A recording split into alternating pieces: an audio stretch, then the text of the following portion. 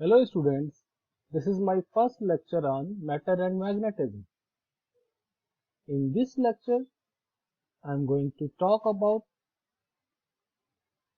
two topics which are circular current loop as a magnetic dipole and its dipole moment, the magnetic dipole moment of a revolving electron around the nucleus. So before going to first topic, we have to go through some definitions. One is magnetic dipole, similar to electric dipole.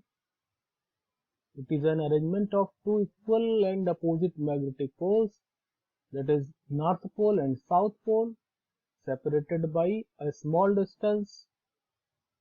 Examples are compass needle, bar magnet, etc. And the second definition that we should go through is magnetic dipole moment. It is similar to electric dipole moment. Its magnitude is equals to product of area of the loop with current through it, that is M equals to IA. Its SI unit is ampere meter square. Again, it is a vector quantity similar to electric dipole moment, and its direction is from south pole of magnet to north pole of magnet. In this particular section, we will show that how the magnetic field at a large distance due to current in a circular loop is very similar in behavior to the electric field of an electric dipole. For this, I will use a formula that has been evaluated in your previous chapter, formula for magnetic field on the axis of circular loop.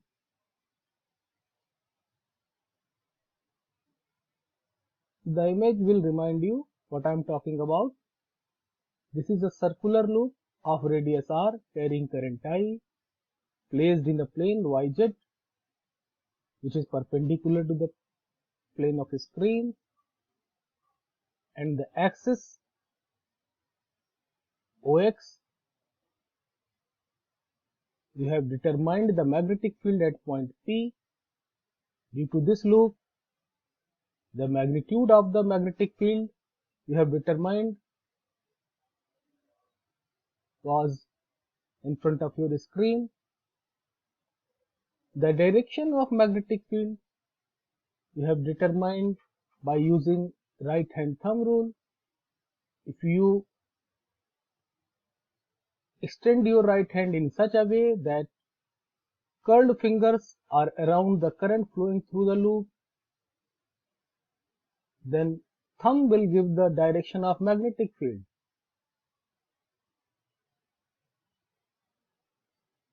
In this particular section, we have to take a special case where x is very large as compared to r.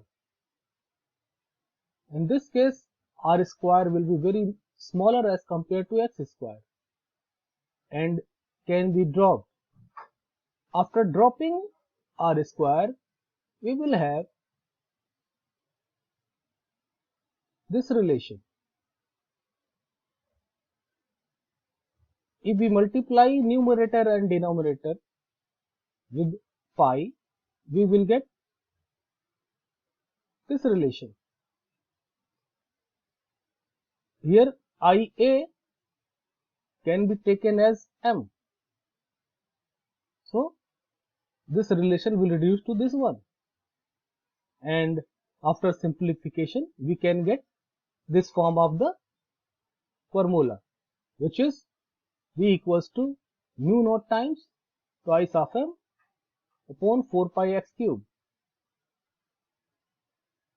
This is the formula for magnetic field at a large distance from the center of the current carrying loop.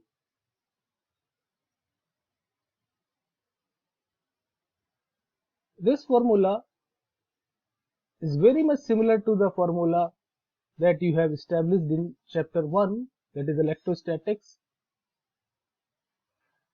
The expression was electric field at any point on the axis of electric dipole, which was E equals to 1 upon 4 pi epsilon naught 2p upon r cube. This relation can be obtained by replacing B with E, mu naught with 1 upon epsilon naught, and M with T. Similar analogy can be done to get a magnetic field B for a point in the plane of the loop at a distance x from the center. Again, we have to choose x very large as compared to r. So we can write the magnetic field by this formula, that is B equals to mu naught M upon 4 pi x cube. Here this relation I have written because of we know that at equatorial position of an electric dipole, electric field is given by this relation. So by analogy we can write this relation. So we have obtained two relations here: magnetic field due to magnetic dipole, first on its axial position, which is B equals to mu naught times 2m upon 4 pi x cube. Another one is perpendicular position at any point, B equals to mu naught m upon 4 pi x cube. Now I think you are able to understand. Now move to next topic, which is magnetic dipole moment of a revolving electron around the nucleus. Bohr's model suggests that in hydrogen atom, electron revolves around the nucleus in certain discrete orbit, and this revolution of electron constitute a current, like I have shown here in the figure.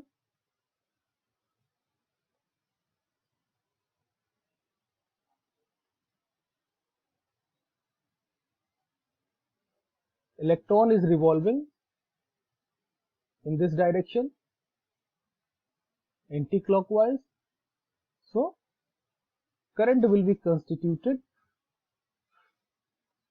clockwise direction.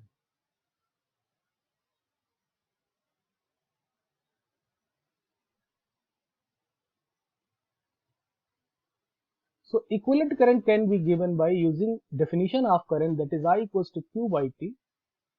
Here Q is electronic charge and T is time period required for the revolution of electron around the nucleus. T can also be written as 2 pi r upon V, that is circumference upon speed. So if we replace this value in above relation, the above relation will reduce to I equals to minus EV upon 2 pi r, and we can get the magnetic dipole moment of revolving electron as IA equals to I times pi r square. If we replace I from here to here, then we will able to find magnetic dipole moment of revolving electron. It is very important relation for us.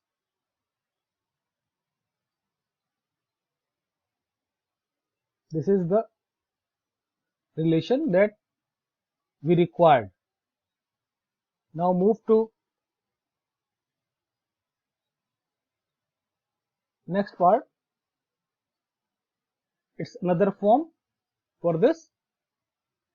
there are some replacement we have to do.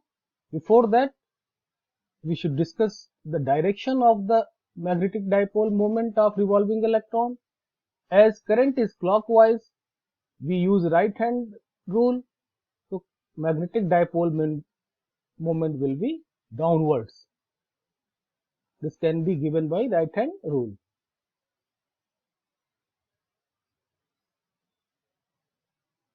If we multiply and divide the previous relation 1 by mass of electron, then we will have mu L equals to minus EV Rm upon 2m.